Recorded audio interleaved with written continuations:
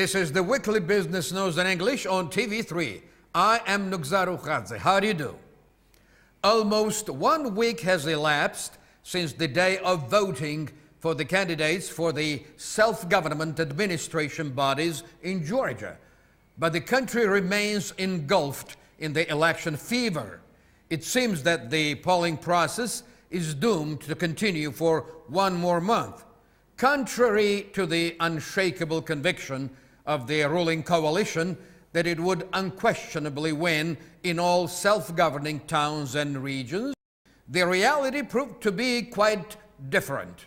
To begin with, Georgia's population showed poor turnout. Nationwide, only 43.31% of the registered voters came to the polling stations. In the first tour, the Georgian Dream gained victory only in 4 towns: Akhaltsikhe, Ambrolauri, Kutaisi, and Zugdidi. In 8 cities and towns: Tel Aviv, Rustavim, Tsketa, Gori, Ozurgeti, Poti, Batumi, and Tbilisi, the second tour will be held.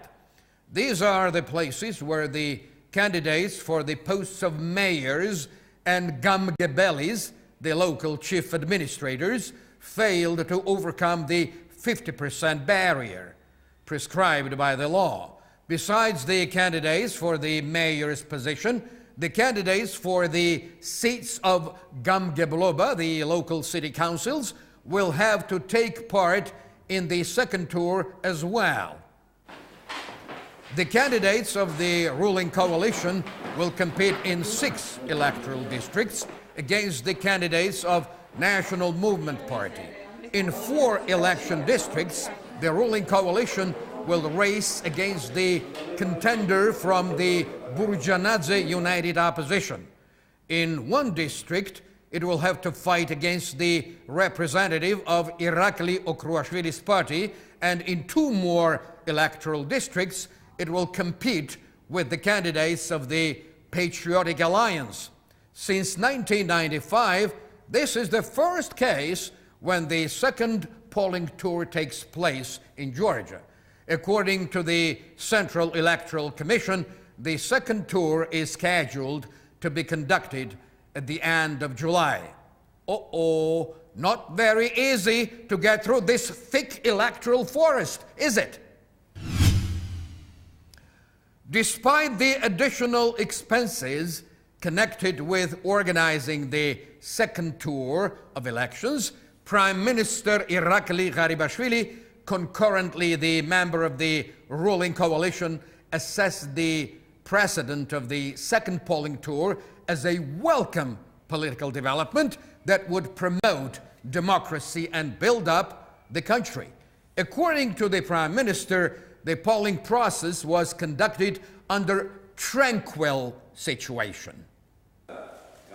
In his words, nationwide, Georgian Dream will have 881 of the so-called majoritarian, derived from the word majority, deputies in Sacrebulos, the local councils, which equals to 77.4% of total amount.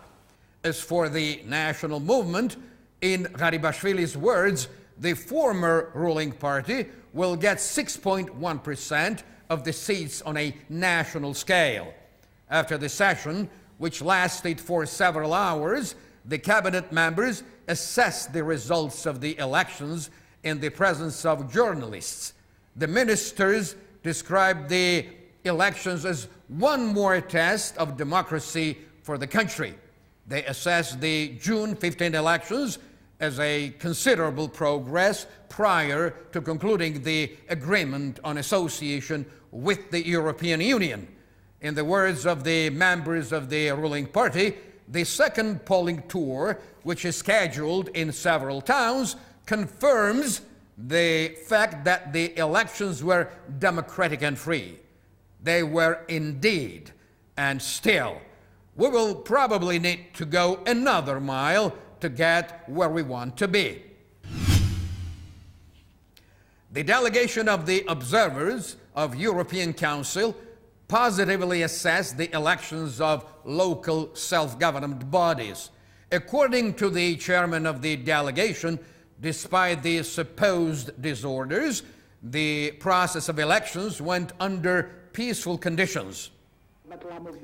It should be noted that the electoral environment in the country has improved, and the electorate did not feel any pressure on part of politicians. At the same time, the members of the delegation touched upon the negative sides of the polling process. In the opinion of the delegation's chairman, among the participants in the elections, the most experienced political parties had the upper hand. The delegation members also criticized the process of counting of the votes. According to them, it is an intricate process and it takes a long time. The mission of Euro Council observers arrived in Georgia several days before the elections. The delegation was made up of 22 members from 15 European countries. Europe's trust and support definitely means something for Georgia. Embassies of the United States of America, Great Britain, and the Netherlands issued a joint statement which reads that the June 15 elections in Georgia, right before the country signs the agreement on association with the European Union, is an historic step taken in the direction of enhancing the self-government. The embassies congratulated Georgia with successful elections, which envisaged the first-time direct nationwide voting for mayors and gamgebelis, the local chief administrators. The embassies call on the Georgian government to probe into all charges connected with the violation of electoral law and make sure that the elections in Georgia are conducted according to the highest standards. Of course, every violation of the law needs to be taken care of. Not otherwise, for God's sake.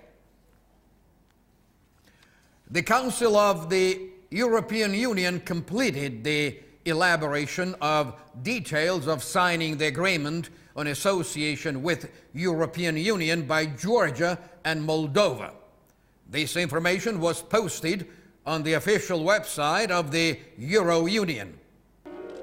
According to the statement of the Council of the European Union, the Euro Union member countries adopted the legal act which allows the European Union to sign both agreements before 28 Euro Union member countries ratify them. The Council has also decided to offer provisional resolutions on free trade to both its partners. The European Union's agreements with Georgia and Moldova will be signed on June the 27th of 2014. The sooner the better, I would say, but the thoughts about consequences are also welcome.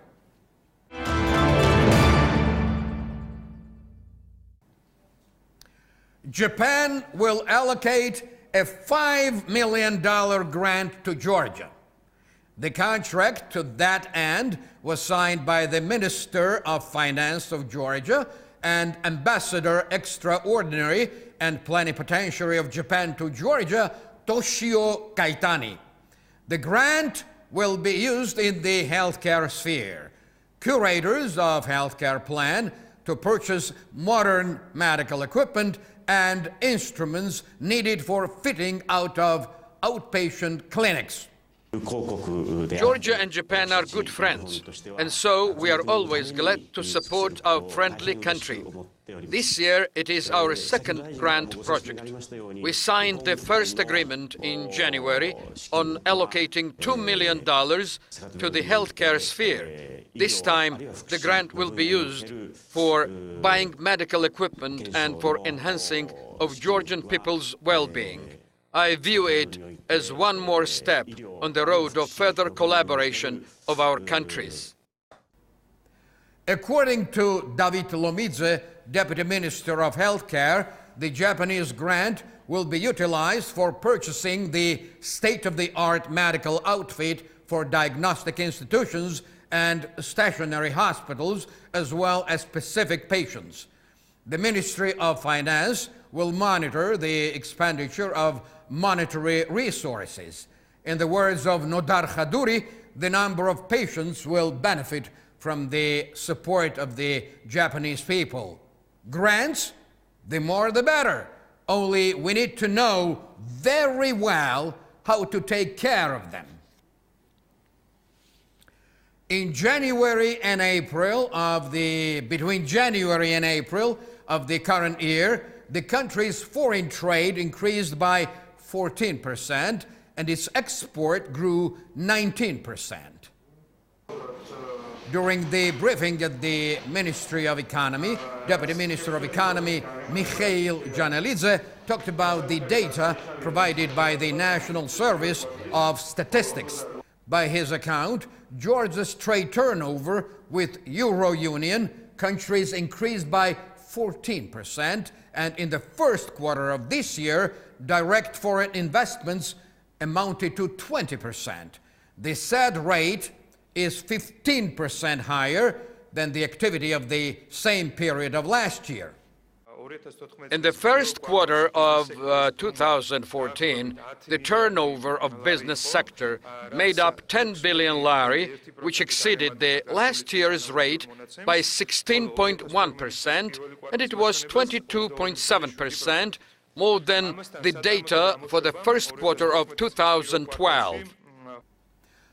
According to Mikhail Janelidze, the business environment that has been created in Georgia enables its business sector to get more active.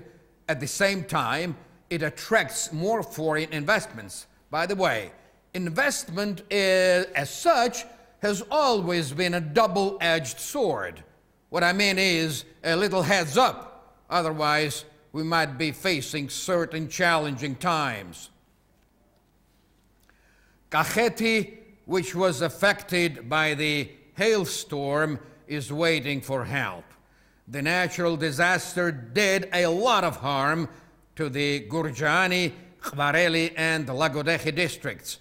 The latter suffered the greatest losses of all. This year, hail harmed some of the villages of Lagodehi for the second time.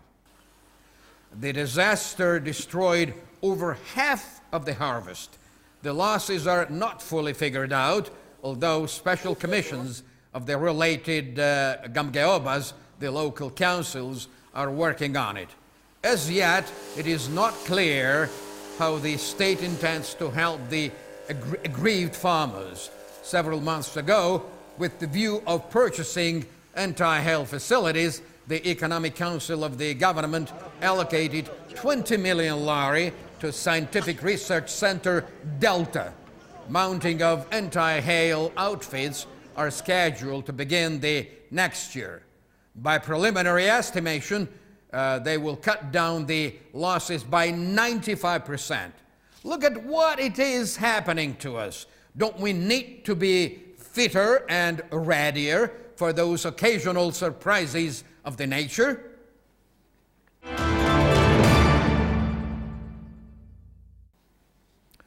President of Armenia paid official visit to Georgia. He arrived here together with the members of the Cabinet of Ministers of Armenia and the Armenian Parliament. Minister of Foreign Affairs of Georgia and Secretary of Security Council met President Serge Sargsyan at the Tbilisi airport. President of Armenia and his Georgian colleague had tete-a-tete talks about bilateral relations. They also took part in an enlarged meeting which was attended by the Secretary of Security Council, Minister of Economy, and members of Armenian delegation. After the meeting, the presidents made statements for media representatives. According to President Margvelashvili, the Armenian president's visit in Georgia is significant at the moment when both countries are getting ready for important steps in their development. Namely, on June the 27th, Georgia is scheduled to sign the agreement on association with European Union, while Armenia intends to join the Euro-Asian Union. President Sargsyan expressed the hope that agreement on association would offer additional opportunities to the Armenian entrepreneurs who are doing business in Georgia. At the bilateral discussions, the parties touched upon the intensification of economic, trade, and cultural relations. After the talks with the Georgian president, Serge Sargsyan met with the chairman of the parliament, David Usupashvili. In the evening, the high guests and their hosts attended the gala concert dedicated to the 300th anniversary of Sayat Nova, the famous Armenian poet, musician, and ashik, a mystic bard who was born in Tbilisi, whose mother tongue was Georgia, and he first wrote exclusively in Georgian, though he eventually learned Armenian too. Prime Minister Irakli Garibashvili gave welcome breakfast to President Serge Sargsyan, after which ministers of foreign affairs of Georgia and Armenia signed the agreements on cooperation in the field of tourism between the governments of Georgia and the Republic of Armenia, as well as on exchange and bilateral protection of secret information between the governments of Georgia and the Republic of Armenia. The negotiating parties also discussed the issues of restoring air flights between Georgia and Armenia. It was noted that the work to this end is in full progress. Regional cooperation might soon become a very high priority here in Georgia. Let's listen in to the next story to learn more in this respect. Presentation of Dr. Zurab Khonelidze's project and book took place at the Academy of Sciences of Georgia. The project was ready for presentation 20 years ago, but due to various political reasons, it turned out to be impossible to promulgate it until this moment. The undertaking of Zurab Khonelidze, Doctor of Political Science and former ambassador plenipotentiary to the Commonwealth of newly independent states, was welcomed and approved by the majority of academicians. We offer to the outside world, and above all, our neighboring Azerbaijan and Armenia, a new format of regional collaboration which will enable us to turn the South Caucasus, currently the hub of conflicts, into the center of cooperation. For our country, accomplishment of this project, in other words, building up of peaceful South Caucasus, means guaranteed peace and development. Zurab Khonelidze's analytical work points out that our nation should ask itself, what will save us, instead of who will save us. He believes that big nations will always attempt to use Georgia for their benefit. Therefore, Georgia must link its future with the South Caucasus. A number of public figures attended the presentation of Khonelidze's project. They discussed his hypothesis and approved of it. However, despite their approval, it is unclear whether its realization is feasible and if there is the chance of forming a new alliance that will become the new Georgian choice. And I strongly believe, anyway, that the fulfillment of this project is quite possible if it is properly and wisely handled.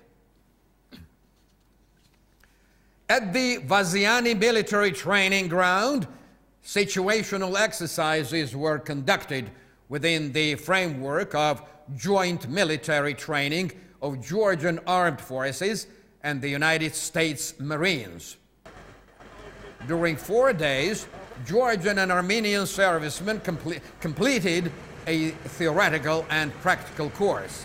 Representatives of Diplomatic Corps and Georgian Ministry of Defense attended the model training. The Agile Spirit exercise program has been going on for several years, and we expect that it will continue. It's been a vital factor in U.S. cooperation with Georgia in preparing Georgian forces for joint service with NATO in Afghanistan. It also has the added benefit, of course, of enhancing Georgia's own self-defense capabilities. With events in the region, of course, everybody's interested in preparing for any eventuality, and this is relevant in that respect. Very important exercise for both our countries to work together on this. The skill of the Georgian soldiers is amazing. They have been our partners in Afghanistan, shoulder to shoulder with us, fighting and dying with us in Afghanistan, and we really appreciate the opportunity to work closely with our Georgian brothers. 5 United States Marines were awarded with the medal named after General Kvinitadze for planning and realizing the military training. Agile Spirit 2014 was conducted for the 4th time in Georgia. This model training was the final active stage of Georgian-American military exercises. What can I say? Military drills are always on the agenda in most of the countries of the world. Correct me if I'm wrong, please.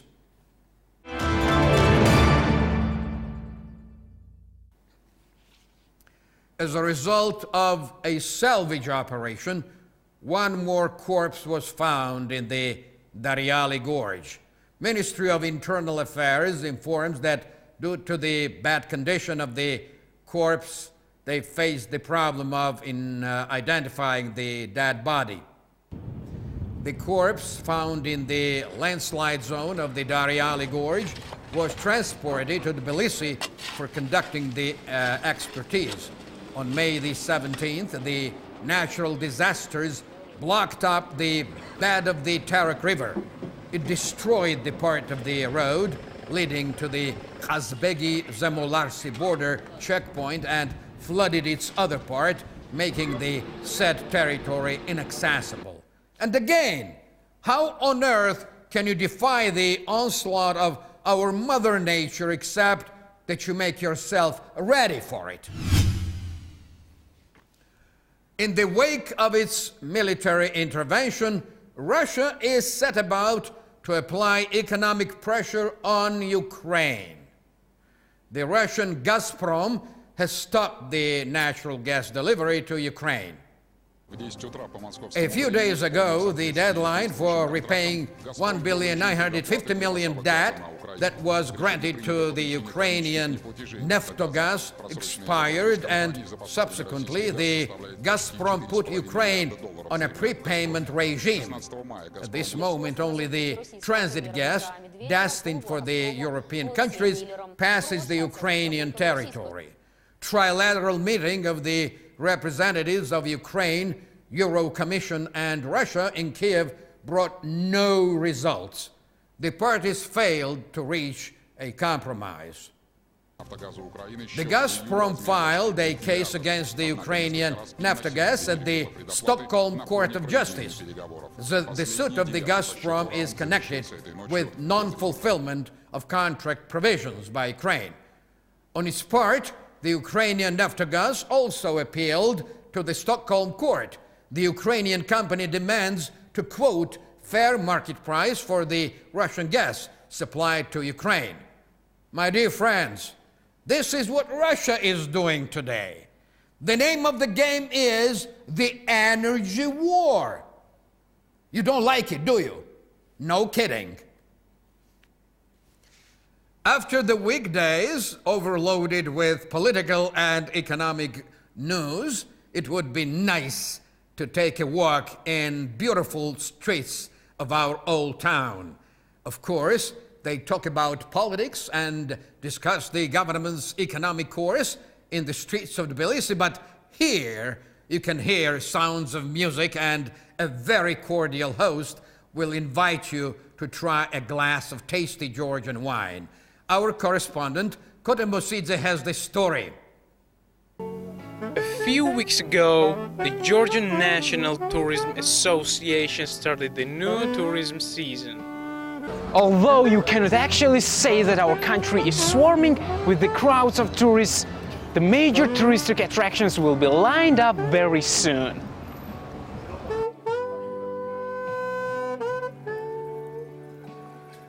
I took a walk down the streets of Sololaki district, where you can feel the aroma of the old town. Today, you can already feel the heartbeat of Georgia's touristic life. This is an amazing district. Here you can get acquainted with the old town traditions and take a cursory glance at our history.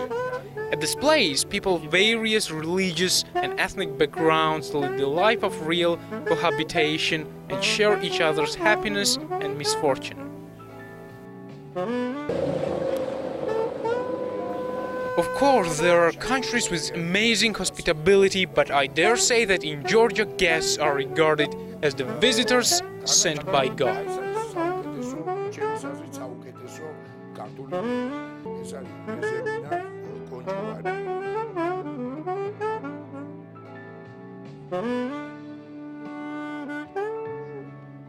Within a month since the day of opening, our shop became the leader in the sphere of wine trade throughout entire Georgia. It should be noted that our winemakers have become skilled in producing the high-quality wine. In this shop, we sell several sorts of wonderful Georgian wine, which has high demand on the part of foreign visitors. At the same time, quantity of foreign tourists has skyrocketed, which affects our business positively. Most of the tourists come from the post-Soviet area. By the way, Russian tourists make up an important segment of our customers since, as a rule, they buy expensive wines. Americans are very nice spenders as well. Moreover, they are well versed in the specifics of making good wine.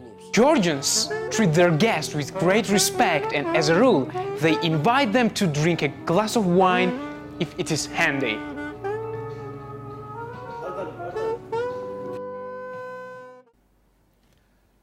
The combination of the aged Georgian wine and even more aged Tbilisi downtown. Isn't this charming? Thank you, Kote. Well, that's all today. You are watching the weekly business news in English on Channel 3 of the Georgian television. Thank you very much for being with us. I am Nugzar Rukhadze, and I'll see you again next Saturday morning right here on TV3 at exactly 11 a.m. Until then, have a great time.